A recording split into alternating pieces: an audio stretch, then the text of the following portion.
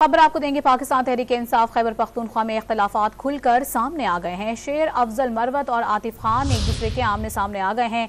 मज़ीद तफसीलात हासिल करेंगे डॉन न्यूज़ के नुमाइंदे परवेज़ खान से। परवेज़ खान, बताएगा क्या इख्तलाफात हैं एक दूसरे से और क्या वजूहात हैं इनकी?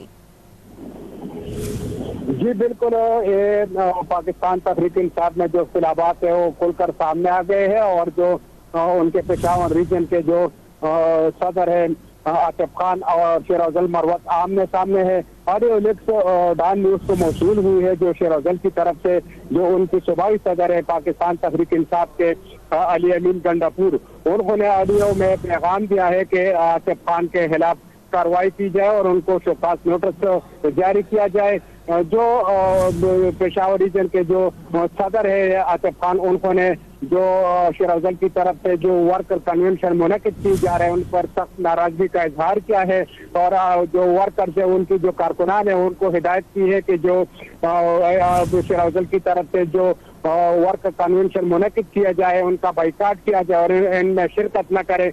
जिसके जवाब में शेर अफजल मरवत ने ऑडियो पैगाम दिया है कि आप कौन है कि वर्कर कन्वेंशन को रोकने वाले जो जल्द से मुनक़िद हो रहे हैं वो खान साहब की हिदायत पर जारी है और उनमें मैं शिरकत करूंगा और जो कारकुनान है वो भरपूर शिरकत करेंगे और आप कौन है कि आप रोकने वाले हैं।